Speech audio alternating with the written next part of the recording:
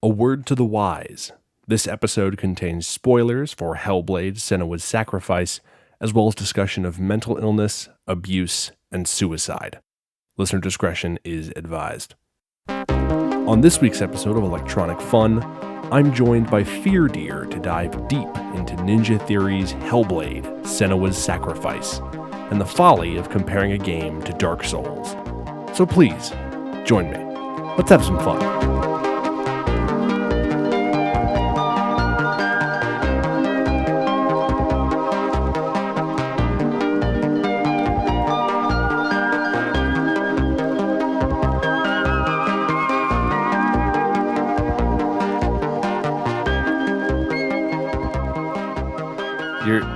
You're suffering just like the hit character Senua. Miss Senua herself. Miss Senua, the stinkiest white bitch on the planet. Oh, she probably smells like shit. Did you see that water in the very beginning? She smells like shit. Like the whole time. And the sea of corpses, that can't be good for your skin. That whole game smells like shit. It's one like there's a VR version, and thank God they haven't invented smell-o-vision yet. Holy fuck, you wouldn't be able to get through it. That'd be it. It would be impossible. Welcome back to Electronic Fun. I've got King here in the call. We're having a very lively conversation. Hey. King's working through a migraine right now, so we're getting in character here for this game about pain and suffering. Yeah, we're deeply in character. I was lying down in the dark for a very long time because I couldn't see because of how bad this migraine was. But then I was like, my dear friend Lex needs me to come and talk about this stinky bitch Senua. So here I am. Stinky game, and here we are. But yeah, if you didn't read the title or see the artwork or hear what we just said, we're talking about Hellblade: Senua's Sacrifice, the hit 2017 video game. And we've got some questions I'd like to ask you about this game. So let's immediately jump into the classics. Who are you? How would you describe yourself? I think every one of your guests comes on and goes, I thought about that question. I don't know how to answer it.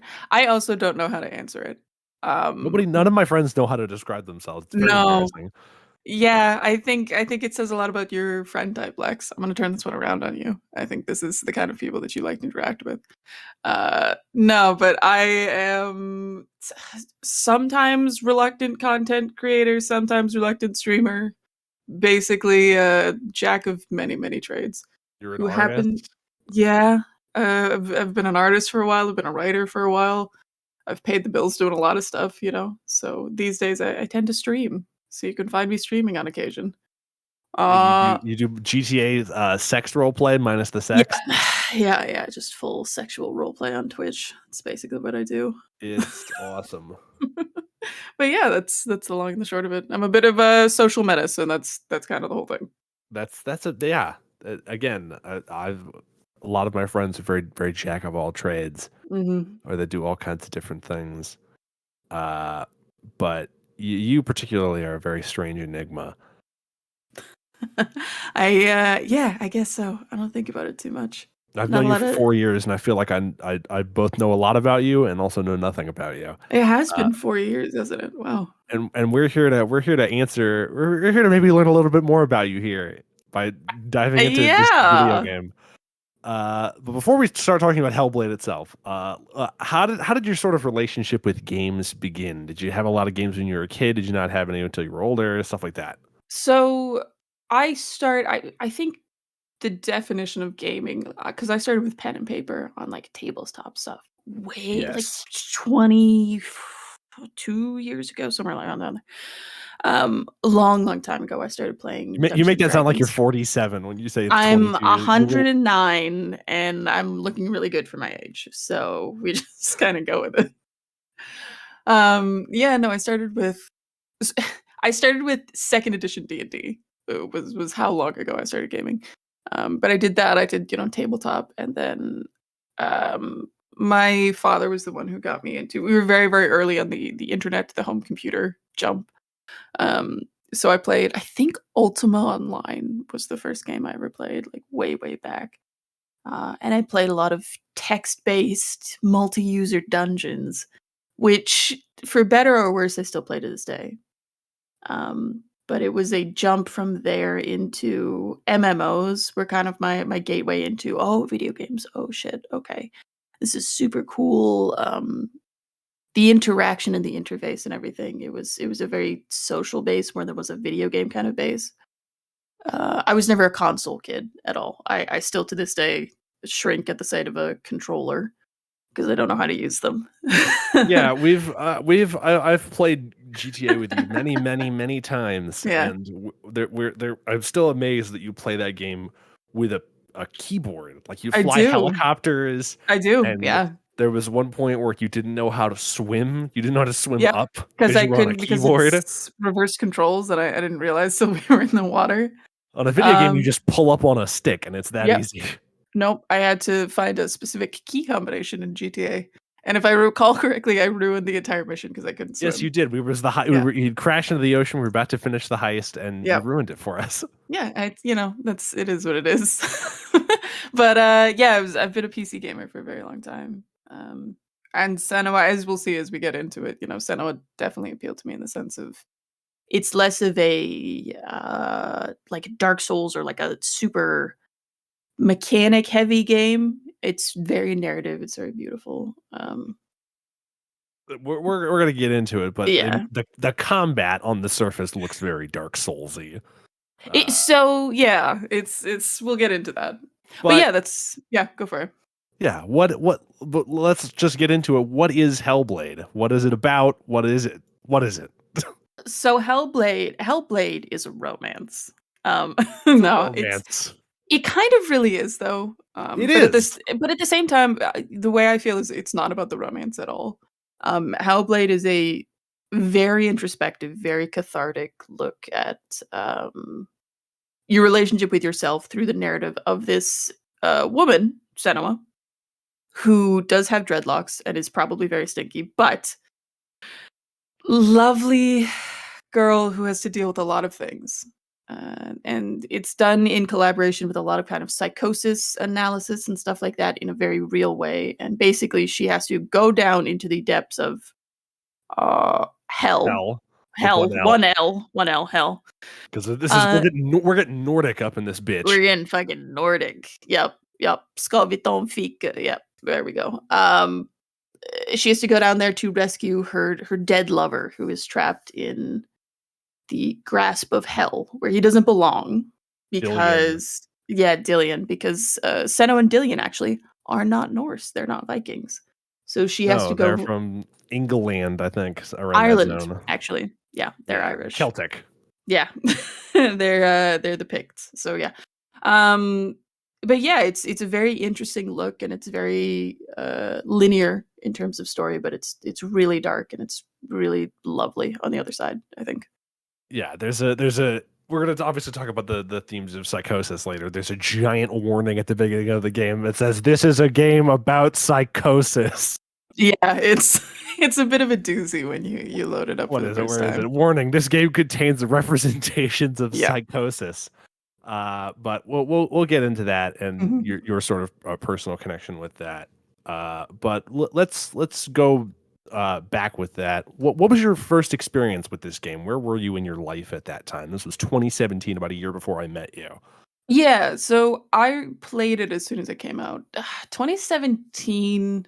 Now this is gonna sound bad. My life tends to blur together a bit, but I know at that time I was at a point where I was very overworked. I was very much in the corporate kind of world at that point, you know. So Are I you was still working very at the jewelry store? I was selling blood diamonds at the time. Ah, yes. I was yeah, another one of my jack of all trades situations. I sold diamonds. I had a very big market and I managed a lot of it. It was a really weird place for me. I was very overworked and it was something I didn't care about at all, but that I was very good at. And that was also, to be honest, kind of morally corrupt. That's a whole other conversation we could have. But I remember playing that game at a point where I was just incredibly exhausted, like terminally overworked, just in a terrible place. And I sat down. It was pretty soon after the game launched. I'd gotten a copy of it. I hadn't had time to play for a couple weeks because I was that busy. Mhm. And it was on one of my days off, and I sat down and around like 2 or 3 in the afternoon, and I was like, "I'm gonna play this a little bit, and we'll see how it goes." And I played the entire thing straight through, and I did everything, and I like 100% of the game in the first playthrough because I was like just kind of out of my mind, so immersive into it, and it hit me. I remember crying the first time I played it. It definitely did something special.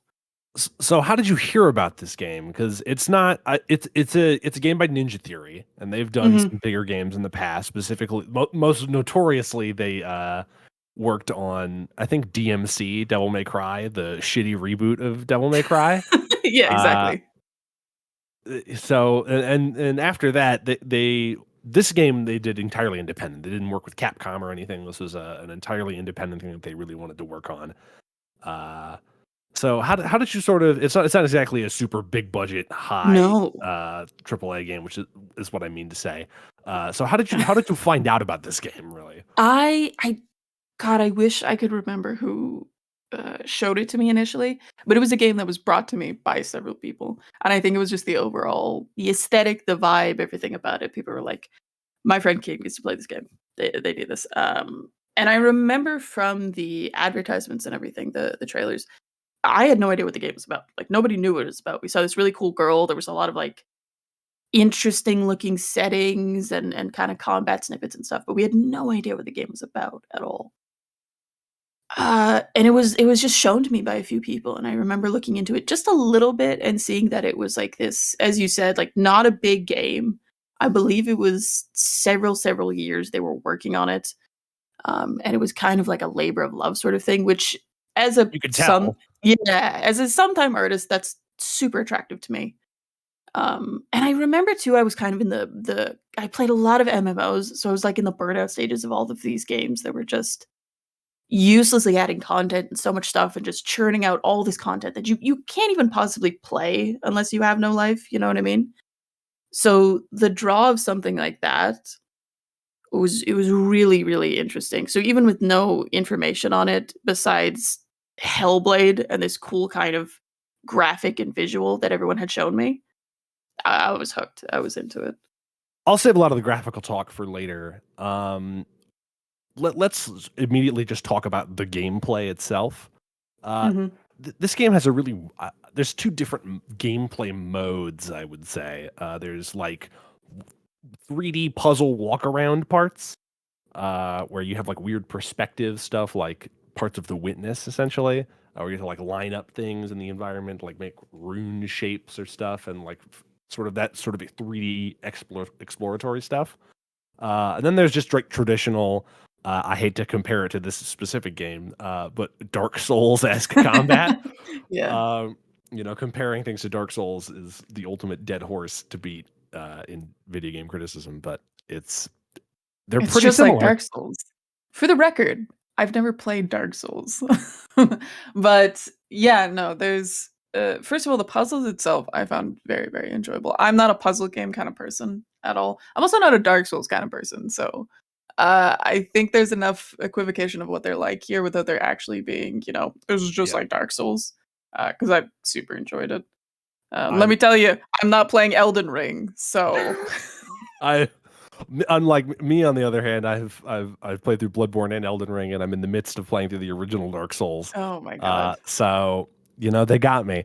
But yeah, it's the question is, what are your sort of thoughts on the central gameplay? Uh, that was really the question that I had. I think, uh, in the best way possible, the gameplay is just there to serve the story. This isn't a game that you load up to play the gameplay. It serves exactly what it needs to in the narrative, and I think it makes you feel the way you need to. There's certain parts where the puzzles and specifically, like I got frustrated the first time I played it. I got Mhm. incredibly frustrated. Because there's do we give a spoilers disclaimer on this? Oh yeah, this is going to be a spoilerific Yeah. discussion. You can talk about whatever you want.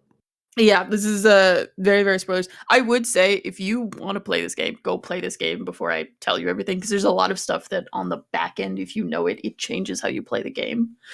Oh yeah. Yeah, 100%, 100%. But yeah, like the puzzles, like there's one part when you fight Valravn, who is this Lord of Illusions. illusions. That's the word I was looking for. Um, and it's super cool. I absolutely love the way that they did kind of the gateways. And what happens is when you shift through the gateway, certain things in the world change. So you have to like line this up. But let me tell you, playing that the first time with zero prompting, there's no pop-ups, there's no instructions, trying to just figure that out. There's no UI in the game. There's no UI. It's all just completely. It reminds me of another game that we talked about on this program, Half-Life, where you never leave the main character's perspective. Yep. And there's Half-Life has UI, but it's very minimal. This game has basically no UI. So it's a lot of. It feels very naturalistic in that way, even when you're trying to find doing little I Spy puzzles Mhm. with a Raven God. I will say, for me, it was so, so satisfying when it finally clicks, when you, like, understand what's happening in the world and you're like, "Oh my god, all I have to do is oh, I just move, I walk through there, and then I can oh, okay." And then the rest of the puzzles and I think this was kind of for every of them one of them, as soon as you get to that point, it's so keen and, like, rewarding to just figure out these puzzles. So, that really serves the gameplay. The combat itself again, I've never played Dark Souls. It's kind of bare bones. A lot of it is just timing, just getting your Yeah. timing and seeing stuff, which I think is Dark Souls combat. Correct me if I'm wrong. Compared to something like Dark Souls, the combat in this game is very stilted almost. Mhm. It feels almost like the way that it's because the animation, I wouldn't say it's choppy because they're smooth animations, but they have like a certain There's only so many moves. it's not perfectly chained. The animations aren't perfectly chained together with these really smooth Yeah. transitions. They're all sort of very choppy transitions between animations. So it's almost like a rhythm game almost. Uh, I think it's more stark than anything because there's such beautiful motion capture in this game. yes. To then see that juxtaposition with, the kind of video like, it's the only thing that kind of reminds you you're in a video game. This Uh, this is technically an indie game because it's mhm. made by, as we said, Team Ninja, uh, or Ninja Theory. I don't remember. There's two different Ninja ninja Theory. company. Ninja Ninja Theory. Theory, yeah. Team Ninja made fucking the Ninja Gaiden games and Metroid Other M. Different, very different, not the same Two different gameplay. companies with the name Ninja in them, and I got them Mhm. confused. Ninja Theory, who worked on most famously the Devil May Cry reboot DMC, which Yep, is a terrible, terrible game. yep. But this is a super, super polished game with lots of really great. Oh, It it's looks great. Really great motion gorgeous. capture. Uh, there's weird FMV sequences in there, kind of. Which again, But works so good in the yeah, context. Sounds really, really weird for a game, for a 2017 game. They work beautifully in the context. yeah. But we completely got off track. We were talking about the combat. Uh, Yeah. the combat is almost stilted and a little choppy, but I think it works because part of me wants to. I didn't read any interviews particularly about the gameplay. I meant to, but I didn't. A bad researcher. Uh, the combat feels almost tacked on. Like they didn't really want to do it. It feels like this game really at its heart wants to be like. Uh, I've grown to hate this term. I used to be. I'll explain. But it feels almost like a walking simulator in ways where you walk around and you have the story that Yep. you interact with and you solve these puzzles. Uh, I used to be big into like Gone Home isn't a real video game. Dear But that's Esther, that kind of thing. Yeah. that's because I was 13 and obnoxious. Mhm. But I don't really care at this point. I think at its heart that's what it wants to be, but at the same time they're like, maybe we should put some combat in there. We should probably have boss fights? Question mark. And those feel like the most tacked on elements of the game, but I think they work for what they are. They're very utilitarian. Yeah, I would agree with that. I think there was always gonna be combat, from what I know from it. Well, But I think it was definitely not on the same scope not of at the how. top of their list. No, it was not the development point, and you could, if you look at any of the behind the scenes stuff, you can absolutely tell that. I will say there's a very, I'm not going to say it's a high skill difficulty, but there's a very specific rhythm you can get into where the combat feels very natural and it looks Yeah, different too. Um, like I enjoy the higher difficulty of the game. I've played the game at Nightmare or whatever it is. They're not more difficult enemies. There's just more of them, which in the way that this game is set up, uh, because of the combat, you don't have any sort of view behind you or beside you or anything like that. But right. enemies will routinely flank completely in your blind spot. But again, that's a huge part of the narrative of the game because and we'll probably talk about it, but there's these whiskers. Senua's got her spider sense, She's which got her tells her where little the things are. yeah, she's got her spidey sense. So you spend a lot of the combat listening to these bilinear audio voices telling you I, when to do stuff. Yeah. I just talked about how this feels almost like a rhythm game, and Hmm. that leads me directly into my next question, which is about the sound design. I feel like this game, other than like I said, rhythm games, uh, has more emphasis on sound design than like any other game I've played. Absolutely. It's the sound that they obviously, well, along with that big warning about psychosis at the beginning of the game, they have a thing where it's like you should probably play this game with headphones. It's 100%. Like I said, it's an in the dark, lights off, big screen, really good headphones kind of game. Um, so this kind of branches into the entire discussion about psychosis. Yes. And I will say, just to begin the conversation, I am not one of the people who very much enjoys video games that tend to use mental illness as a crutch for their story. There's a lot, Oh, and I mean, the medium. the medium. There's a lot of games that tend to, and we've all played them and we all know them, that fall back on the, oh, but they're crazy. And that's why they kill people or whatever. And it's And just that's a very that's a pretty common trope within horror films as well. That 100%. it's a lot of that is inherited from that. Yeah, 100% it is. And and I think there's a moment of reasoning and that kind of makes anyone just go, ooh, I don't know about that. I don't know about that one. In Senua, psychosis is the enemy, but it's not because of what it's making you do or anything like that. Yes. Senua's never out of control. She's never, hurting other people or going crazy in any kind of way that really just puts what is essentially mental illness in a terrible light. Senua's the victim the whole time of what's going on. But to go back to the sound design, yeah, one of the biggest things with psychosis like this is audio hallucinations.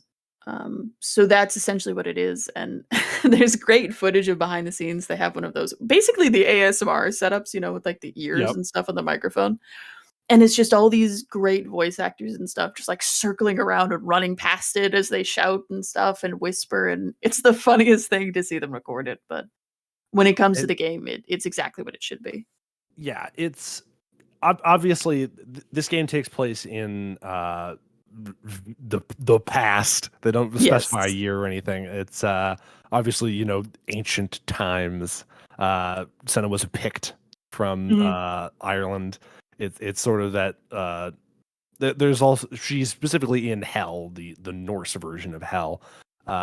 So at that time period, they didn't really have exactly specific terms for what mental illness was or psychosis.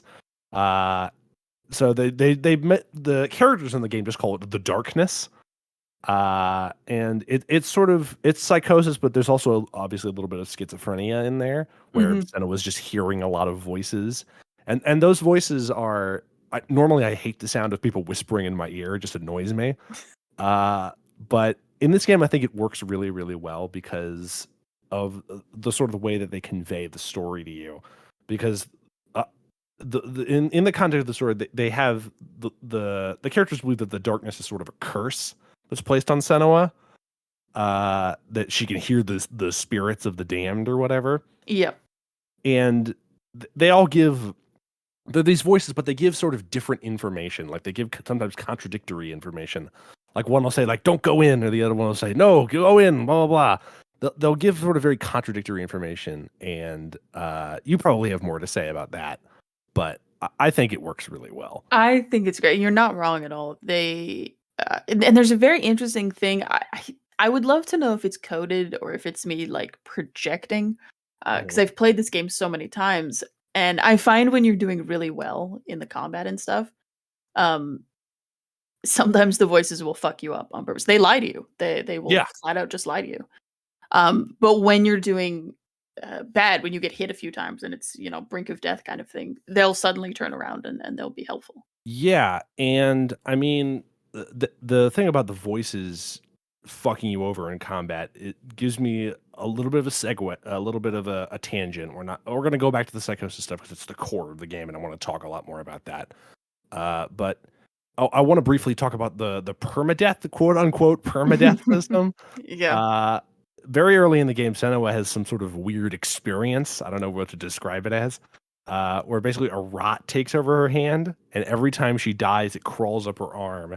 And the game tells you that if it reaches her head, uh, you permanently die, and the save file deletes itself. That's actually not true. That doesn't happen in the Yep. game. Not true. It's Uh, a it's an intentional bluff on the developer's part. And my question was, do you think it's an effective bluff? I think it is an incredible bluff. I think it, and again, that's one of the keys of if you haven't played this game already and you want to experience it, please go play this before you find that Yes, out. obviously I have a spoiler thing before everyone people will 100%. know.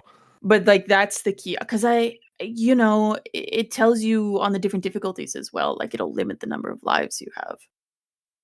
I think it's incredible. I recently played it with a friend for the first time, and he was very stressed the whole time because he chose to play it on a very high difficulty.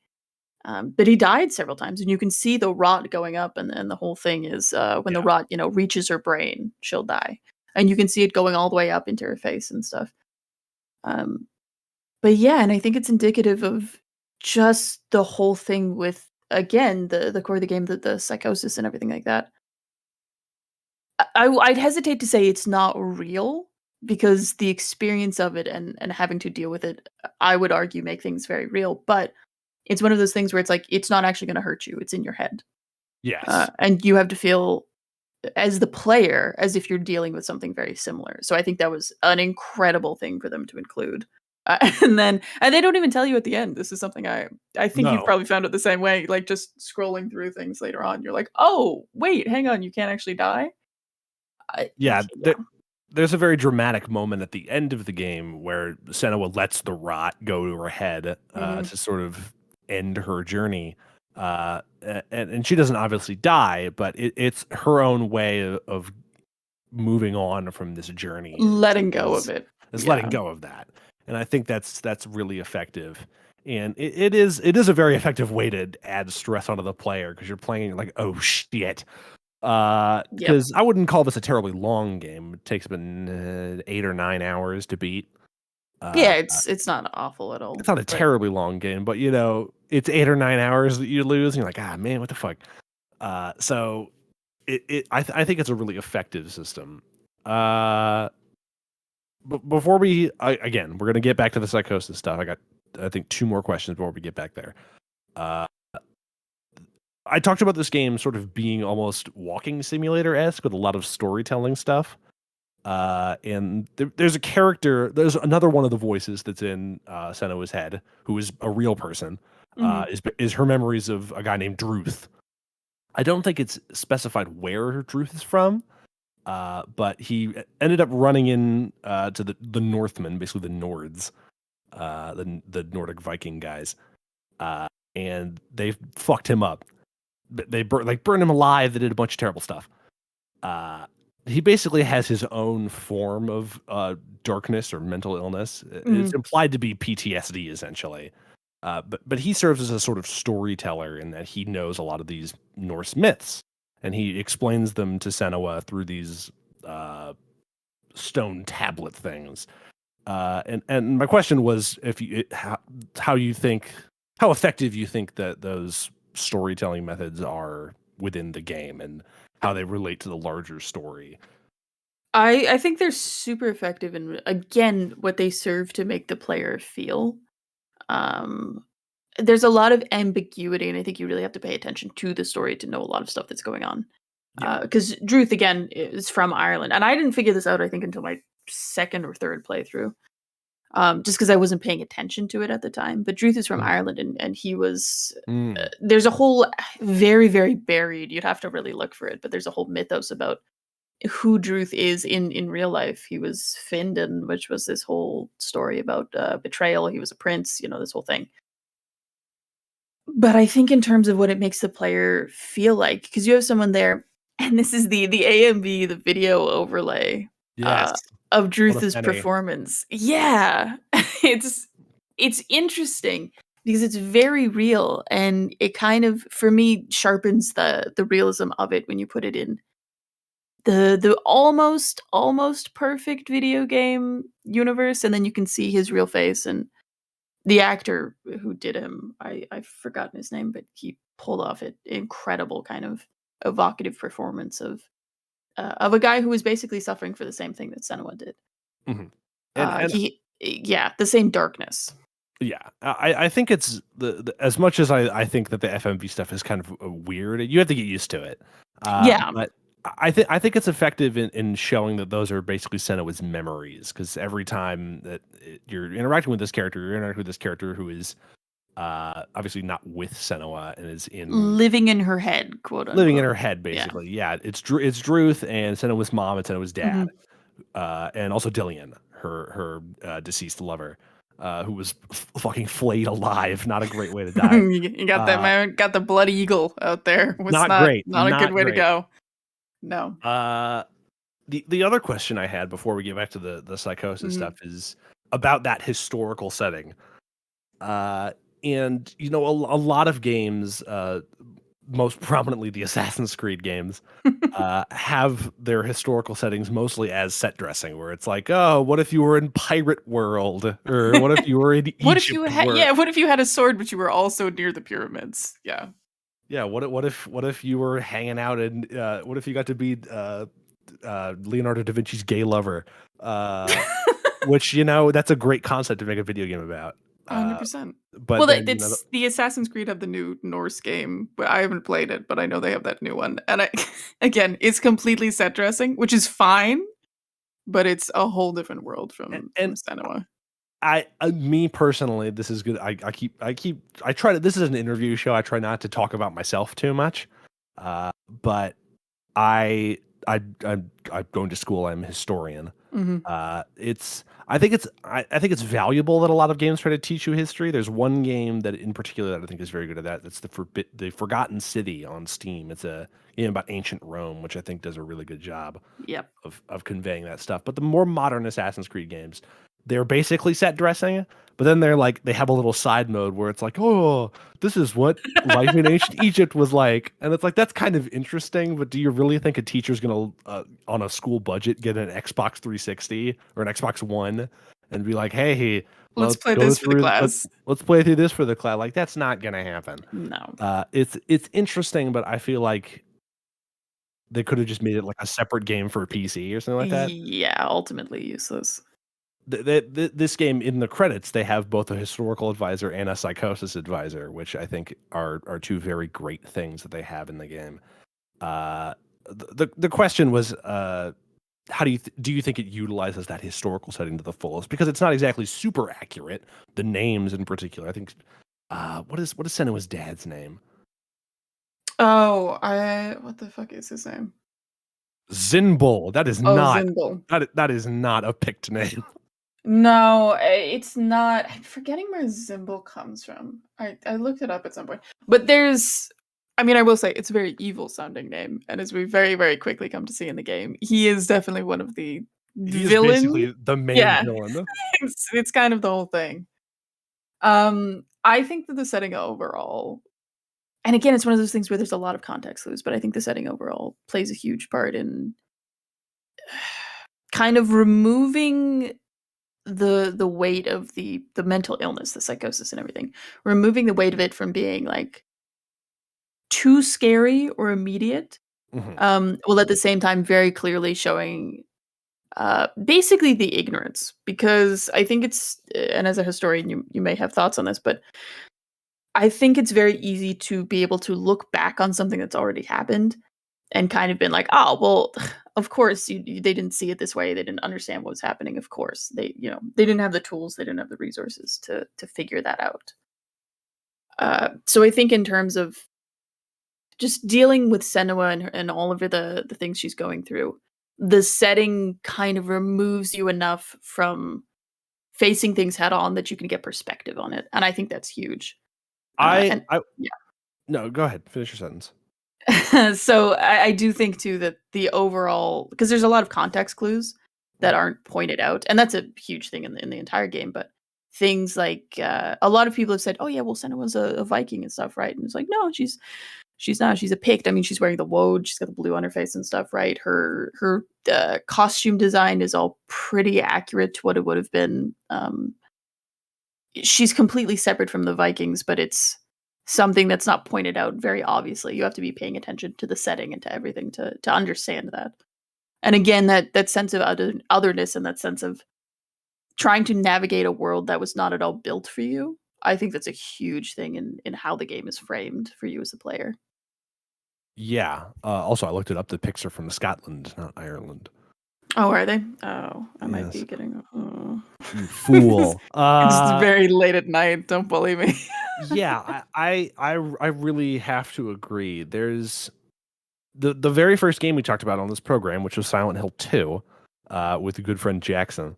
Uh, that game I think is one of the rare examples of exploring a game trying to explore themes of mental illness in a modern setting that don't completely shit the bed.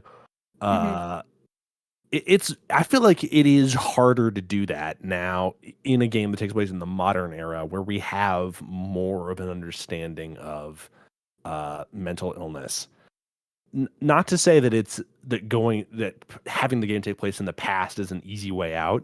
It is sort of using the that mindset of the past of them not really having a whole lot of understanding of the human mind Mhm. as a way to sort of enhance what they're trying to say about psychosis. How they're basically trying to say that, you know, the people in Senua's time didn't really have a whole lot of understanding about what she was going through. And it's sort of also saying that at the same time, people in the modern day don't really understand it as much as we would like to think that we do. Yeah. I think it works in a very effective way, and obviously you have more experience with that than I do. You made me Uh, sound crazy over here, Lex. No, I'm whoa, kidding. Ooh. uh, that Uh, basically leads us into the next question. yeah, Go well, ahead. Sorry. no, no, no. I completely agree with that. I think it's just I think the overall fantastical sort of nature, because it's not a very flashy fantasy game or anything like that. No, But it's very again, grounded. it's very, very grounded. But there are definitely elements of like, is this magic? Is this real? Like, Mhm. what am I seeing right now? And I think that I don't know that would have played in any other setting. You know what I mean? But it Yeah, does so much for the story. It does so much for understanding, and again, especially in the context of the past, how real that must have been. Because if some girl comes up to you and says, "Yeah, I don't know, there's giant bird people in the darkness, and they're trying to kill me, and I have to go out into the woods and fight them on my own and stuff," you're kind of like, okay, uh, good luck. Yeah, figure that out then. I don't and have the internet, and I can't tell you otherwise. and I feel like picking the Picts as a and Norse mythology and along with Mm, Norse mythology because they're two different cultures. Uh, Having that as the main centerpiece of the visual aesthetic, I think is a really inspired choice because if this game had taken place had been in like around the same time period, but not around the same time period, but if it had been I meant to say around the same geographical area. If it had like taken place mhm. during like the time of the Arthurian legend and it had more visual iconography of fantasy and mythology that most modern audiences would be able to understand. I feel like it wouldn't be as effective in being almost alien as Completely agree. Norse stuff would be. Well, Uh, and Ninja Theory is based out of Norway, I want to say. Um, I should probably look that up. But I'm looking up right now. yeah, they have. I mean, that's where they're all from, so they have a foothold in that kind of. And it's funny you bring They, up the Arthurian legend. they are stinky English people, Are sadly. they English? Oh, I Stinky, just stinky. maybe ever. I feel like there was some. I don't know. I feel like there was some connection to Scandinavia. Maybe it's the production team, but either way, I think there's it's a more foreign setting than the Arthurian legends or anything like that, which is a great example for it. So Yeah, it allows you again to kind of have that perspective. or like Greek gods. That would be another example. Like if they did it in like ancient Greece, I feel like because obviously ancient Greek gods have been a lot more enshrined within popular culture. I mean, So Hades, yeah. yeah, so obviously the most common Norse example would be like the Thor from the comics. But even still, it doesn't have as much of a foothold within popular culture because I feel like if this game was like in ancient Greece, where it's like, oh, you gotta go fight Hades now, and it's like, Oh, okay, yeah, big like big that dude. works with the game Hades, where Yeah. that has a lot more of a lighter tone, and it's not about Slightly lighter, just it's not about slightly. it's not about schizophrenia and child No, no, abuse. no, no. It's about Uh, collecting like cool grapes or something. I I don't don't. know I've what never it played was. that game. Me either. Yeah, I feel like that's a very inspired choice, but I've been sort of tiptoeing around. We're going back to the psychosis stuff now. I've been sort Mhm. of tiptoeing around that. But obviously, like I said, you have more experience about this than me, so I'd like to hear what you have to say about that. Uh, I'll preface by saying I'm not super deep. I've definitely dealt with things, but I'm not super deep into it's something that I have to, fight with every day.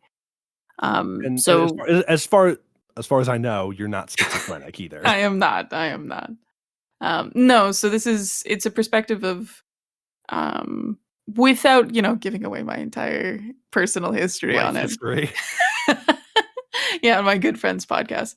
It's definitely something I've dealt with a ton. I'm a big, big advocate of general mental health, talking to people, honest to God. Get your therapy, talk to someone, figure it out. I think pretty much everyone deals with some volume of upset and distress and mental disorder in their life that they can't necessarily process on their own. So that's kind of where I'm coming from with this, but I think, as I kind of touched on before, there is a terrible trope in horror games and movies and everything else where crazy equals bad and crazy equals violent and dangerous. Uh, and it, I almost want to say, if I had known that that was what Senua was about before I had played it, I don't know that I would have gone into it the same. The Mhm. fact that I knew absolutely nothing going into it, it was so surprising in a really good way to be able to experience this and to recognize immediately what was going on. Um, I've had some variations of hallucinations throughout my life, dependent on a lot of stuff, but Mhm. like it was very interesting to see that and immediately be like, "Oh, I understand what's going on. I understand why she's seeing this. I understand why she's reacting the way she is." Um, because it's this really interesting thing from being inside that kind of psychosis where uh, the biggest thing is you truly have no definition of what's real or what's not. And it's a really hard thing to try and tell someone and explain to someone who doesn't have that. Um, like you can be standing in line for a coffee and you can be there on your phone and you can look over to your left and you can see someone and gun to your head, you would absolutely promise that that's a real person and they're not there. They're not there. They're not talking to you. They're not doing anything. You know what I mean? So it's very hard to explain that, but seeing it presented so vividly in this game in a very respectful way, Yes. it's like so respectful. It was deeply affecting for me, and I think a lot of other people that I've talked to who have been in the same kind of category, they've really just been so shocked because it's so easy to open a game this day and see, Oh, they're crazy, and that's why they're I don't know, the Resident Evil games or whatever. That's why they're alone in The the house the chopping people up, and you're like, the oh the, well, the biggest example I can come up with is the Medium, which is a yeah. game that I admittedly have not played, but I Mhm. have read a lot about, and I've watched people play it. Which is a game that basically says that mentally ill people are broken forever and can never Yeah. be fixed, and the only Eh. solution is to kill them. Yep. uh, which is not great. And it's such an amazing thing to go from something like that, which is so needlessly cruel, Yeah. uh, in a, Exploitive and just terrible. Yeah. yeah, exploitative, and to something like this, where you know, Senua is never looked at as people treat her terribly because Mhm. of her illness, but that also it never defines her. Uh, No. it Eh, especially when you get into her scenes with Dillian, and I think that's probably my favorite moment in the game is the flashback that Senua has when she first meets Dillian underneath that oh, tree. with the That's flowers and that's the such a great that's scene. I'll freely admit I cried the first time, on my very, very first playthrough, like, that because it's so dark and getting into it and already, like, you've lost things and you're fighting and Senna's going through it, and then there's this moment of, it just transitions and you're walking in this beautiful field, and it's all these wildflowers, and the music change, the soundtrack in this game is, on top of the audio, just beautiful, stunning. Yeah, Um, and and and the way the you you music changes and you mentioned or I don't remember if it's recorded or not. Mm. You mentioned that this is basically almost a romance game.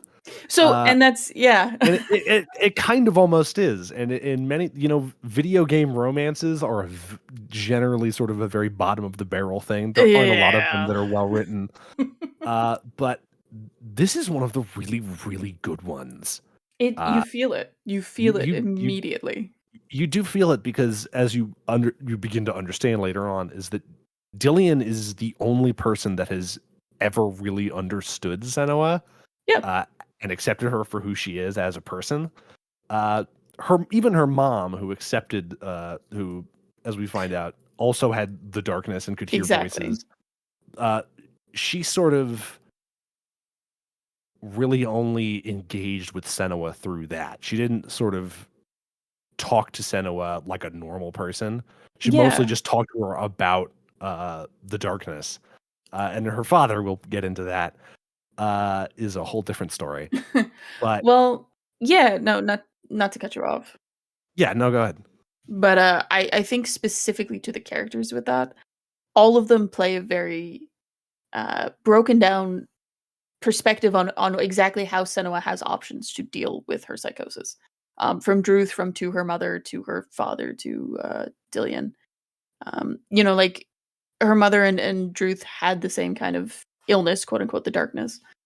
Um, Druth killed himself. That was how he went. He Yes. couldn't deal with it. He couldn't figure out what to do with it. So he took that way out, and that's the whole thing. And then you see her mother, who is, like you said, completely just She, sunken she's into she it, obsessive. Like that's all she is. That's all the character is. yeah, she's accepted it, but in a Mhm. way that feels almost like it's become the only thing that defines her. Whereas Exactly. as Senua tries and wants to live a life outside of it. So yeah, the way that she meets Dillian is because she wants to be a warrior. That's her whole thing. Like a And Disney Dillian, princess, she wants to be like a warrior. like a Disney princess, she wants to just like Mulan. Um, Just like Mulan. just like this theme is it's very similar to Mulan the whole time. No, What if Mulan had schizophrenia? That's yeah, that's the that's the exactly. the elevator pitch for The this game. dragon wasn't real. She was not talking. Yeah. Mushu was not real. Mushu was That not was all in her there. head. Eddie Murphy did not make an appearance.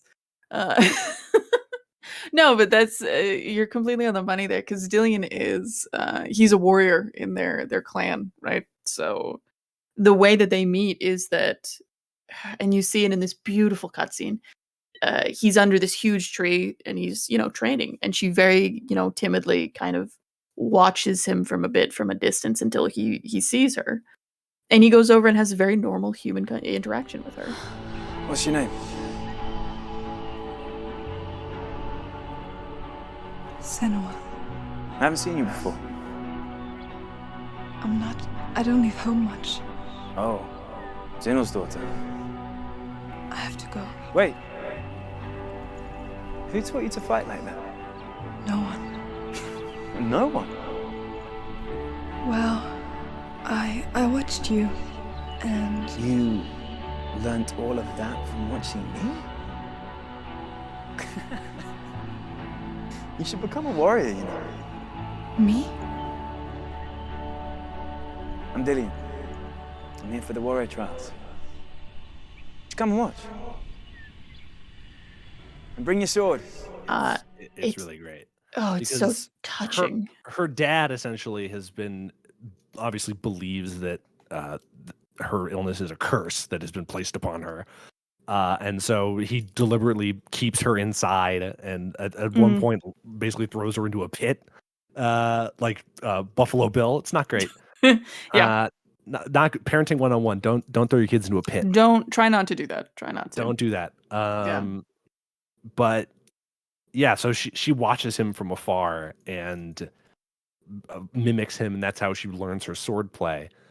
There's also another conversation. There's another moment later in the game where Senua is basically trapped in this darkened house, and she's trying to like sneak around, and Dillian is basically guiding her.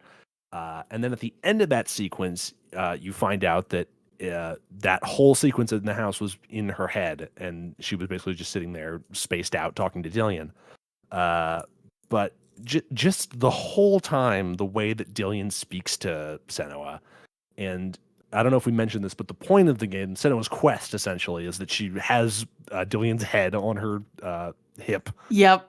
Yeah. Like, Gruesome. like another hit game, Lollipop Chainsaw. Very similar. And similar.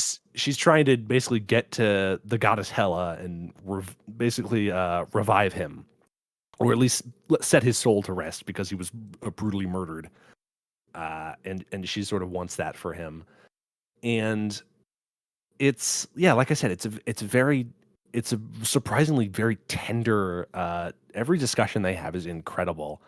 And at the end of the game, when Senua sort of lets him go and moves on with his memory, there was a palpable feeling in me that I you don't really feel for a lot of video game protagonists. At least I don't. Where it's like, is Senua ever gonna find someone that will understand her? Is she ever gonna? And I mean, that's the whole thing. That's really it. And again, on my very first playthrough, there's the scene at the very end where she again has had his skull, essentially his entire skull, just wrapped in cloth, and she wears it on her belt the entire way through the game. Wilson in Castaway. Oh my god. And it's not something that's ever really said until a bit into the game, and you go, oh my god, is that what that was? Oh shit. Because that's heavy in and of itself. But at the very end, when she kind of defeats Hela in her way, and you see her just let the skull go, and it falls over the cliff, and it's cathartic and it makes sense, and you completely understand why she's doing it, but it gets you. Like it fucking hurts right there, It's also a reprise of a moment earlier in the game where she has some kind of tumble or some kind of combat, and she drops the skull and she loses it down a pit, and she freaks the fuck out. It's I would argue the lowest point in the game. Yeah, it's probably the low point of the game where she loses Dillian's skull. It's bad. Yeah. She's not having a good time. It's great writing between Senua and Dillian. Well, it's very good. And I do think too, because I don't know about you, but any of like overt tenderness in games and stuff like that kind of makes me a little. I know, I'm like, oh, what are they doing? Like I said, I've known you for 4 years. You're not a gooey person. not by any stretch. No, I've shown you multiple movies with romances in them. You have not a tear has fallen. No, Your heart of stone on this guy. Yep. But yeah, And let me just tell you, she walked through that field with the music playing and the wildflowers, and Dillian was there, and I was just like, "No, I'm out. you I'm don't out." even see him. You just You don't even hear see her him. memory. Oh, It's yeah. so beautiful. Back to back to abuse. Uh, we just ended that beautiful conversation to going back to abuse.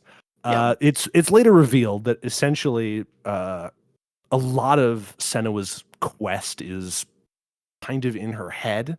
It's a Mhm. way of her obviously processing Dillian's death, but also her, sort of processing her relationship with her father, who basically becomes the main villain of the game. Uh, Yeah. like, Yeah. like we said, it's revealed that he did terrible things to her as a method of trying to get rid of this quote unquote curse that was placed upon her. And I know just from knowing you, you've not exactly had a great relationship with your own father.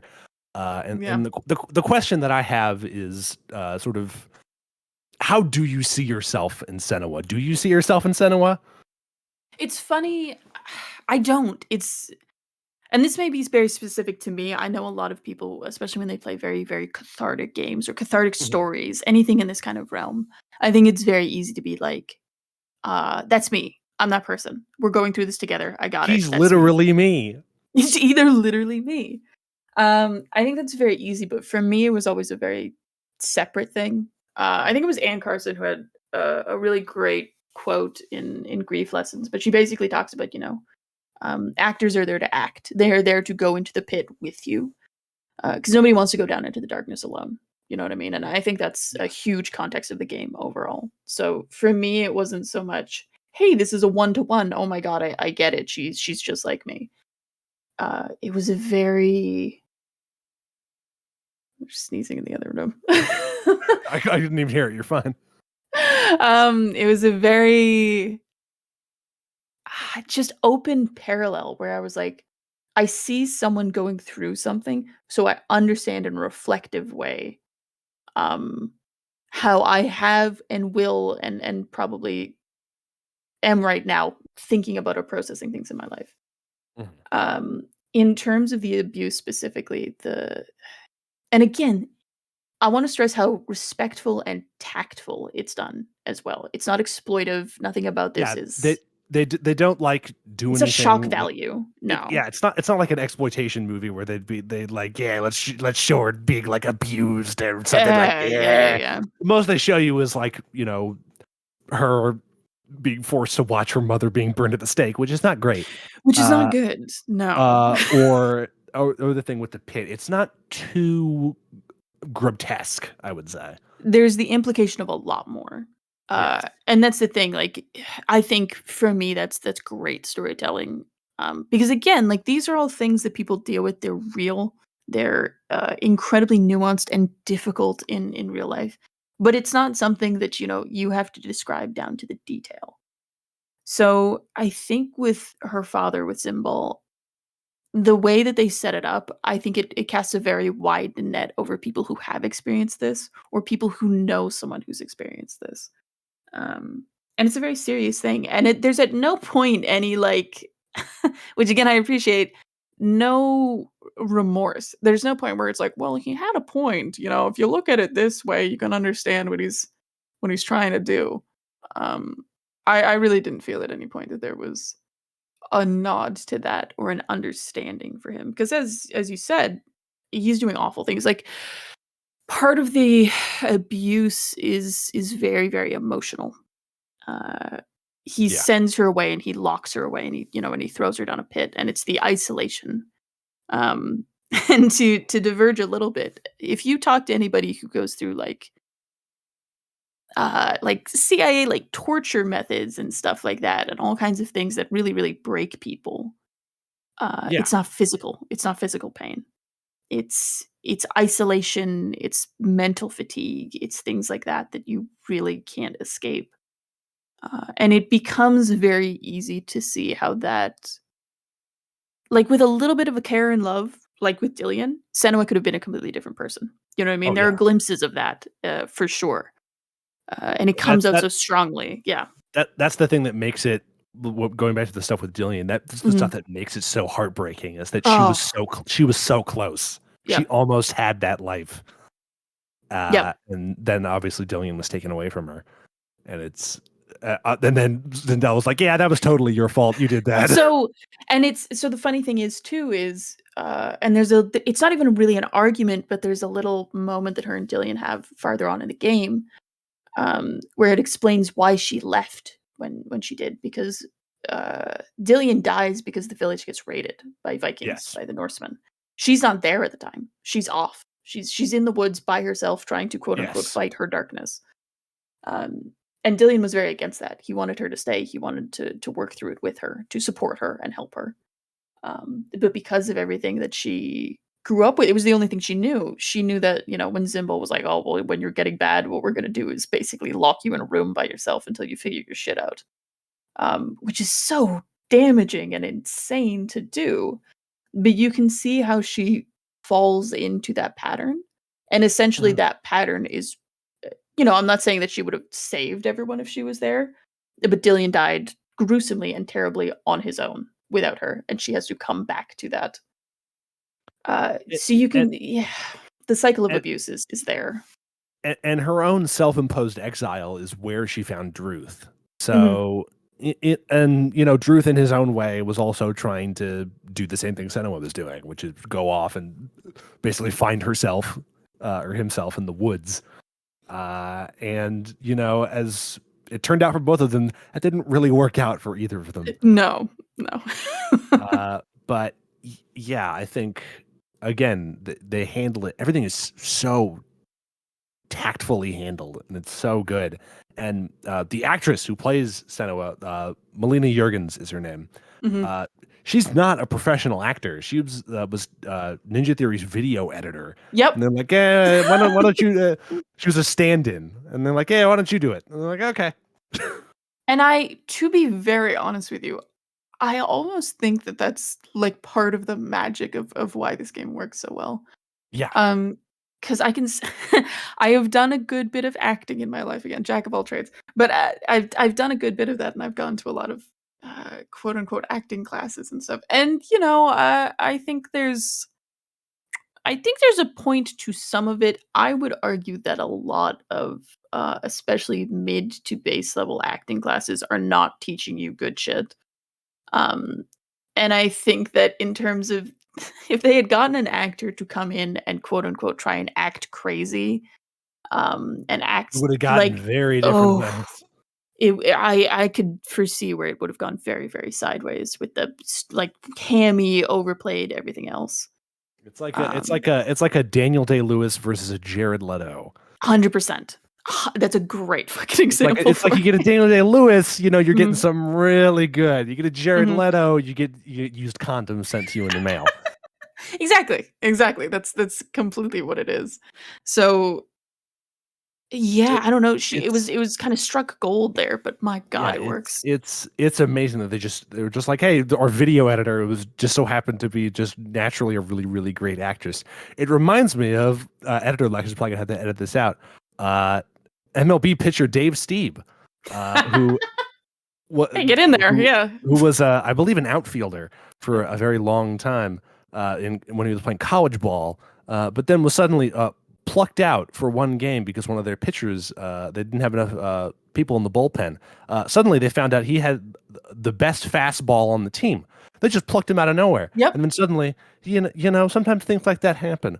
Yeah, but Jurgen had, and I mean that was the thing. They brought her in simply just to test the motion capture and everything they were doing. Yeah. The facial capture, and then they were like, "Wait, hang on, she looks really good. Oh, hang on, wait, she knows what she's doing. Hey, wait up, hold up. Oh, hey, ooh, hang on. Yeah, and then you really just struck gold with that. I keep saying that, but fuck. Yeah, it's sometimes you just hit that vein. It works. She's really, got really these well. really big expressive eyes, which is Yes. amazing. The eyes are just These big eyes and her. She does. I want to say she does a lot of stuff with her mouth as well. Like her there's a mouth lot of is tension. open.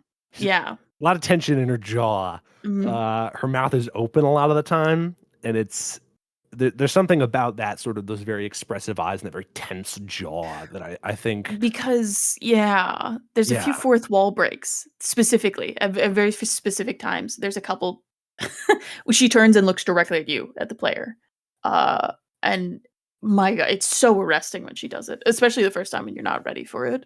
yeah Oof. it's she's got that it factor, as they say. 100%. This is a very long answer to this question, Mhm. but I got a couple more. Some of these are very simple ones, but we just had a long discussion about your personal experiences Mhm. with psychosis and abuse. Do you think this game might not be as effective for people who haven't had experiences like that? So that's something that I've kind of grappled with a little bit because I mean, obviously it wasn't a huge release. Mhm. It's had very, very good ratings. Yes. Um, but it's not a hugely popular game. Like I don't know a ton of people who have played it on their own. I know a ton of people who have heard about it, but I don't know anyone who's picked it up. You know what I mean? Mhm. Now that I said, I have made many people play the game. Um, from what I've heard on the feedback, it hits the same because I Mhm. think again with the perspective of the story, the setting, how they present things, how honest and real and tactful it all is. I don't think it's difficult to translate that at all. Because I mean, for yourself, Lex, you obviously don't struggle with those same things, at least not to No. any sort of tangible degree on it. Not to the extent that you or Senua have. But I mean, that's the thing. Like, did it emotionally hit for you? Was it Uh, there? Did it work? uh, specifically some of the stuff with the psychosis and the abuse stuff did not hit as hard for me, I Mhm. think, as it would for you, I assume, or or other people. But like we talked about earlier, the shit with him with her and Dillian, that really got me. That was Yep. really good stuff.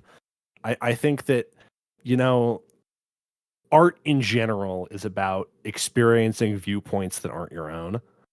Uh, and I think this is a really great example of the value in doing that.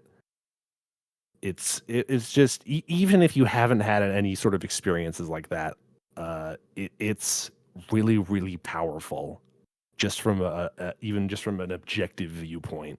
I think it works really well. Yeah, that's generally the feedback that I've gotten from everyone I've kind of showed the game to or played the game with or had go and, play the game on their own. Um, there's a universal play the game, play it. There's a universal understanding of just compassion. I think at the end of the day, so much of it is just compassion and understanding how someone could feel this way, could go through all of this, could process what they need to on their own internal landscape, you know? Mhm. So much of the game just hinges on that. So Yeah. I don't know if you're a person completely without compassion or If you're a no, heartless monster, yeah, if you don't have play no this game. regard for suffering or human life or anything else, I don't think this game will hit for you. So if you're in that category, possibly this isn't the game. Um, but no, I mean, that's the thing. It's gonna get you in different ways. Mhm. Absolutely, it is. But I think yeah, I think there's a grain of honesty and experience there for pretty much everyone. And that's the key element that'll if there's a grain of honesty in there, like you said, Mhm. it's going to appeal to everyone, even if they haven't exactly had those experiences. Yep. Now we're going to get into some very general questions about the game. Sure. What do you think is the weakest aspect of the game? And the weakest aspect. The combat actually. I think we've touched on that, but and not even that it's weak, not even that it's very bad. It's just the thing that they didn't emphasize the most. And this is the thing, if I had seen that combat in almost any other game, I don't think I would have looked twice at it. I will say to play, it's incredibly fun combat to play Mhm. because when you get good at it, when you get into the rhythm, there's like a whole ability when you're, parrying very well. You kind of get into this Slow-mo mode, it's yeah. slow mo. Yeah, yeah, yeah. Like it's very rewarding.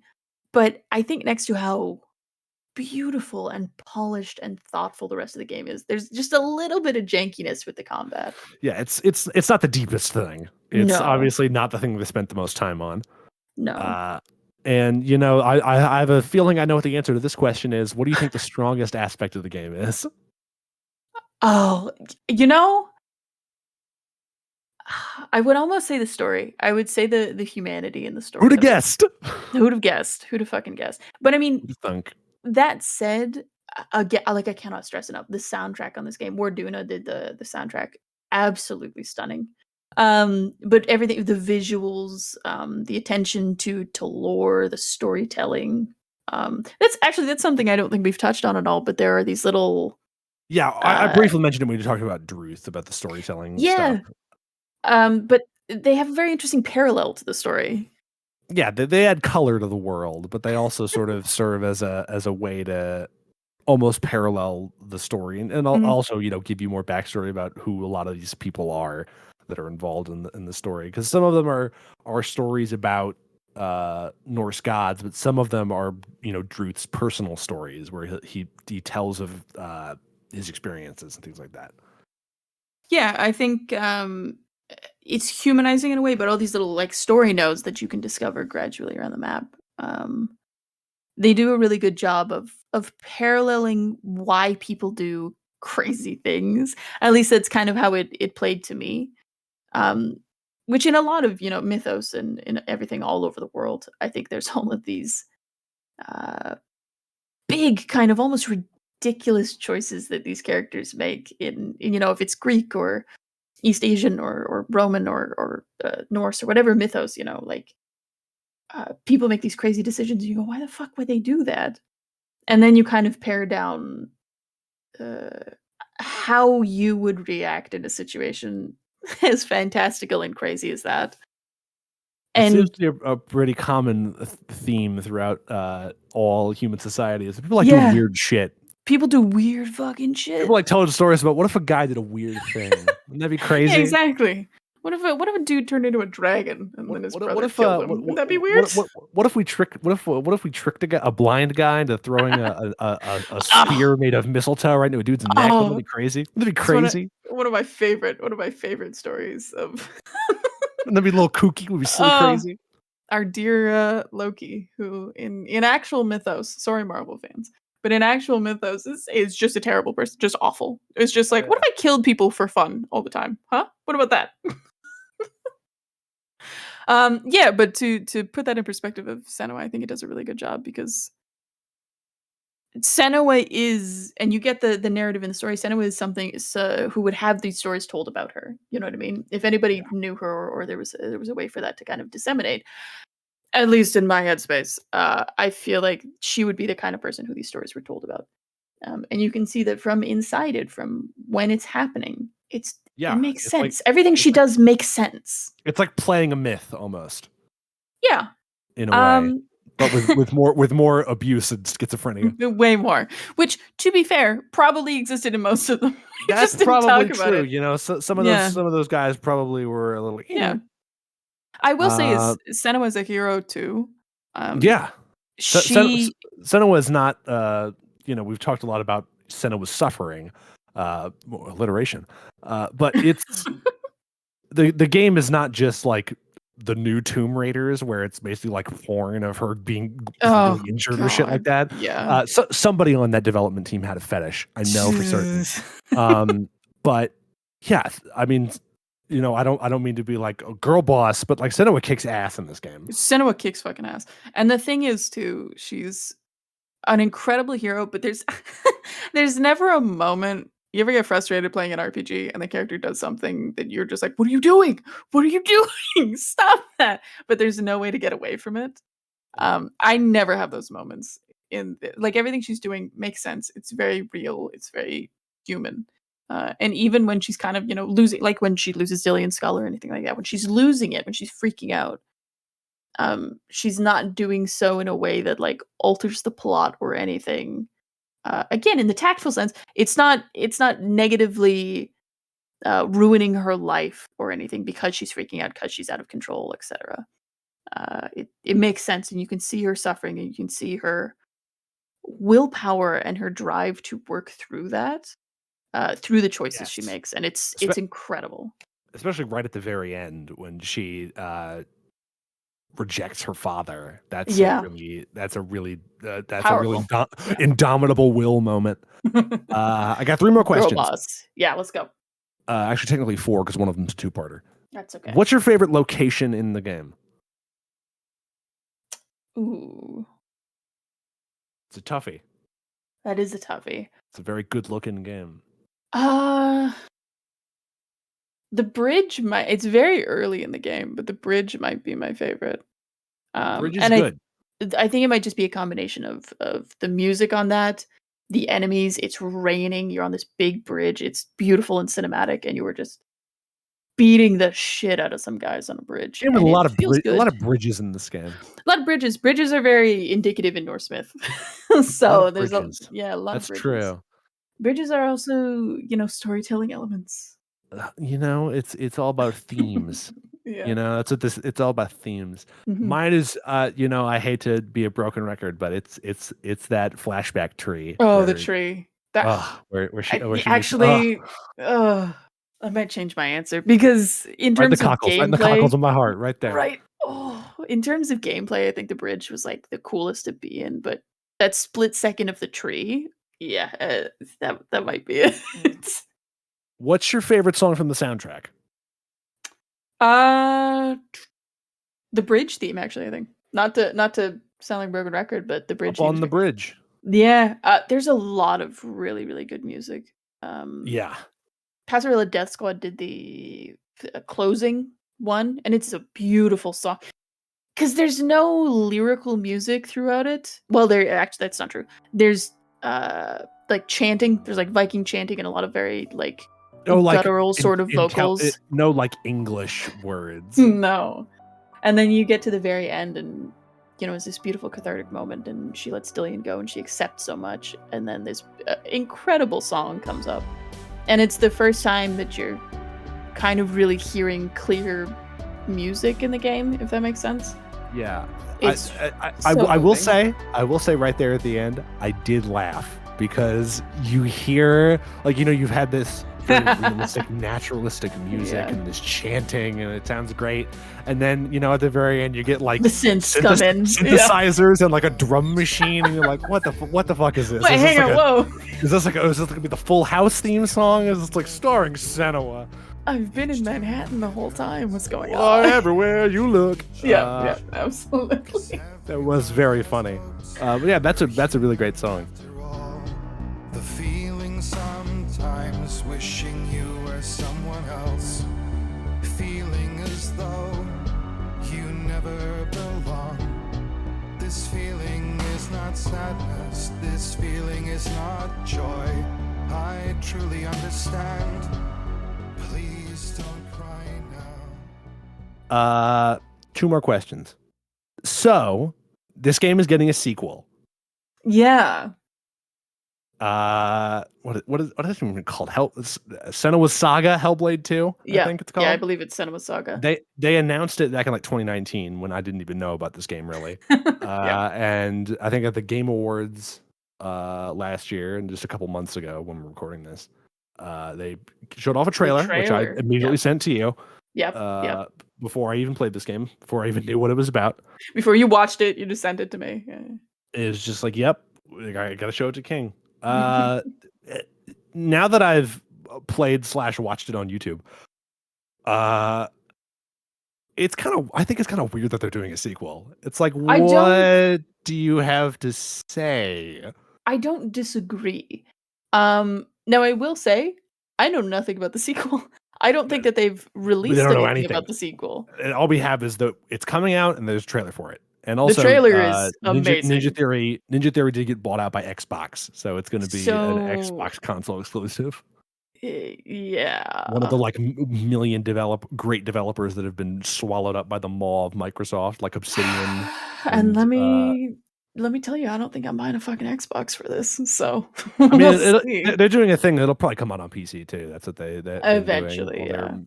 All their first party games have been coming on Xbox and PC. They bought fucking Activision Blizzard.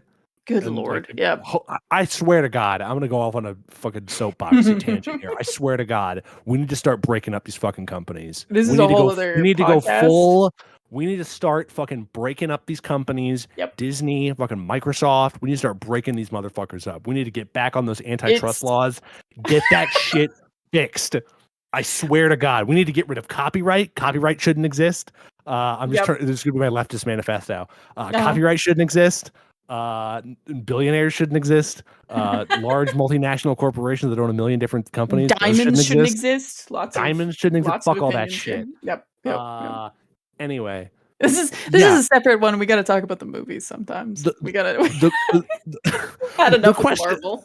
The question I have is the question is, what are your hopes for the second game, and do you think this game needed a sequel? So, I am not a middle of the fence person. Middle of the road. I am very middle of the road on this, because I can I can see this going very badly, especially now that they've been bought up by Xbox.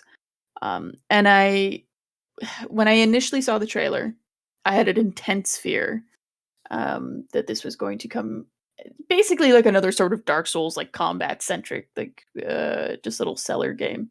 Yeah, especially from the trailer, which looks where like Senua was like in war and which is beautiful trailer. It's a great looking trailer, but at the same time, it's like not exactly what I thought these games were about. No, so I saw a little bit of I don't know if you've watched. There's a gameplay trailer. There's a tiny little bit of gameplay. No, I haven't seen that. I'll show you afterwards, but it's completely like the first one. There's no context. There's no weird like exposition or dialogue or anything like that. It still feels like Senua, the game. It feels like Hellblade. Yeah, and it's her with a bunch of other people. So on the one hand, this is now a squad combat game. It's squad combat. Yeah. No, they all die. I think in the trailer. I think everyone but her dies.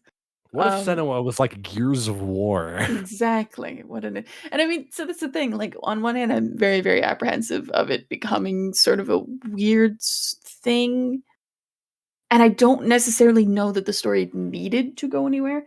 But that said, given it's the same team and given that it has taken so long for this game to come out, and I don't even know when it's coming out yet. I don't know that they've officially. I don't even think they have a release date. No, which makes me very happy because, again, this is in the leftist manifesto of take longer to do things, take your time, stop pushing out content. Nothing makes me happier than hearing we're taking longer to do this. It doesn't seem like Microsoft is putting the coals under their feet and forcing them to finish the game faster. But, no. Again, I don't know where they're gonna go from here. I think it would be really funny if you started the game and it was basically just like a reskin of For Honor. Like you're just running around with a bunch of goons. It's like Dynasty Warriors, like For Honor meets Dynasty Warriors. Yeah. Well, in the gameplay snippet, it's basically Hela in the first game is this massive, like, just completely bald, weird sort of humanoid shape. And in the gameplay trailer, that's what you're fighting. There's this kind of dreadful scene in these sea caves and this big. I'm assuming it's a god or a creature or something, but this big, very odd-looking, bald humanoid sort of thing is crawling through the caves and just smashing people, and everyone's running, and Senua's kind of like trying to direct her guys and get them out of there. And Senua, God of War. God of War, yeah, that's what's happening. So we're comparing it to 80 million different games. I'm very, very, very reservedly hopeful that it's going to be good. Again, hopeful. Like you said, same team. We'll see. We'll see where it takes us. But at the same time, I would have completely been okay with there never being a sequel to this ever. Yeah, so it just on the surface, it feels like a one-shot game, but 100%. They're making a sequel, so they must have some ideas. So something tells me that John Microsoft is not going to be like, hey, smoking a big cigar in his pinstripe suit, getting his shoes shined, or he's like, hey, that game where that girl hears voices and is emotionally abused by a father? Yeah. We should make another one of those. Make a whole franchise. Make it yearly like Call of Duty. I'd be honest, I'd be surprised if anyone in the Microsoft corporate office had even played Heard- had heard any of idea it? what that game was. Yeah. I don't think. I think they're there for the Devil May Cry. I think that's what they're there Phil for. Spencer sitting on his giant throne of money, and he's like, what the fuck? What the fuck is this? What do you mean AMV overlays? What are you talking about? I don't What the fuck understand. I don't know what this is. I got one last question before we go. Let's go. How has Hellblade affected you? How has it made you think about games differently? I play Hellblade like once a year, not on any schedule or anything, but I honestly go back and because I mean I always feel like it's a weird game to be. When Lex came to me and said, "I'm doing a podcast. What's your favorite video game?"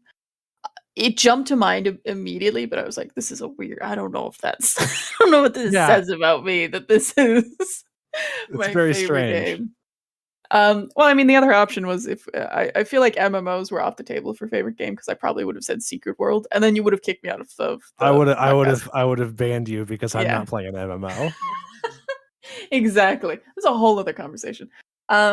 But Hellblade, I've seen you play Secret World, and you trying to explain that game to me is like the Pepe Sylvia scene. It's Always Sunny. That's Sylvia. what you're Charlie, and I'm just sitting there. I'm like, what? vampires. The fuck? There's vampires. They're in Italy. You don't understand. What are you talking about?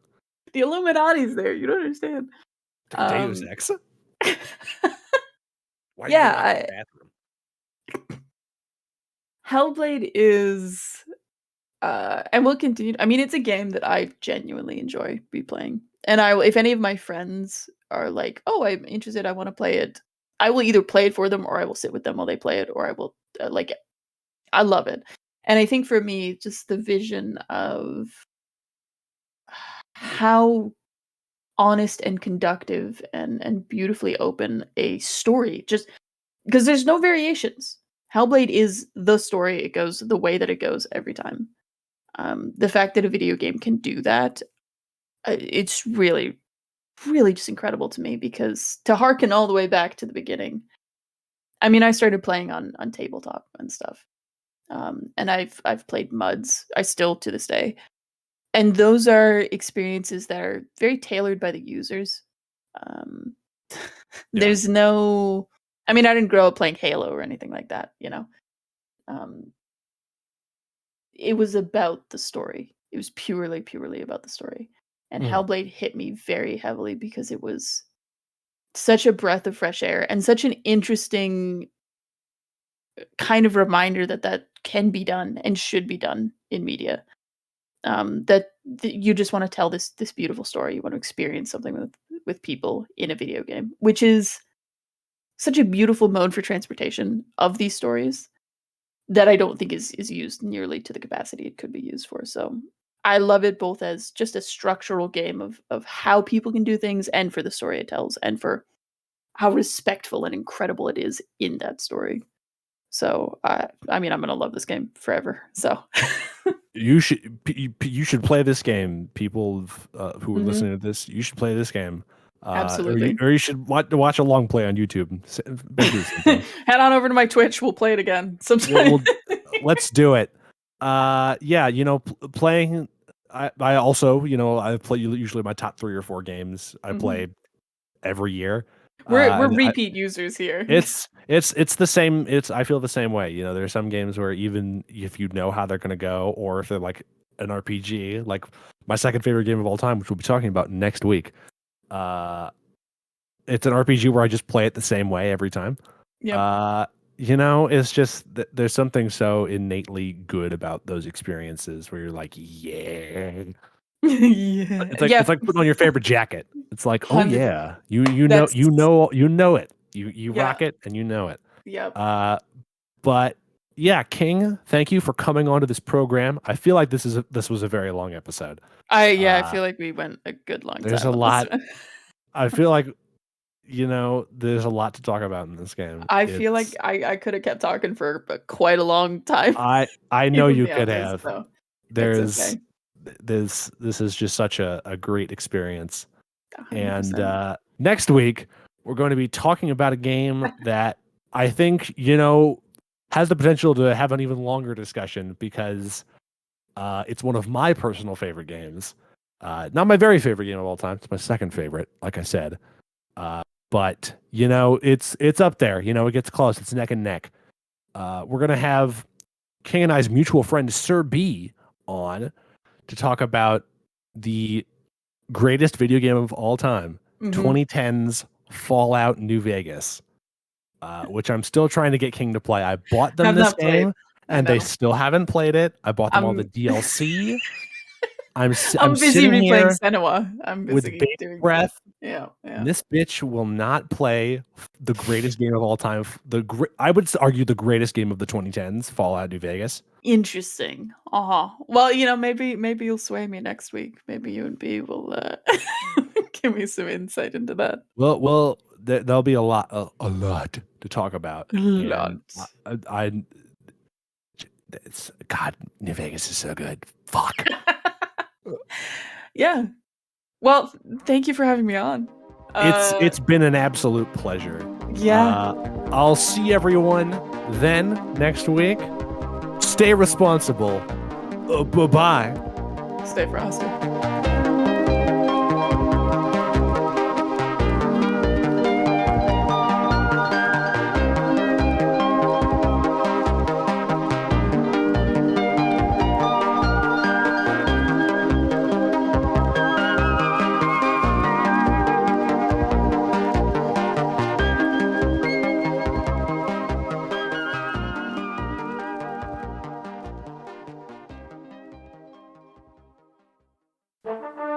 This is a Shutterball production.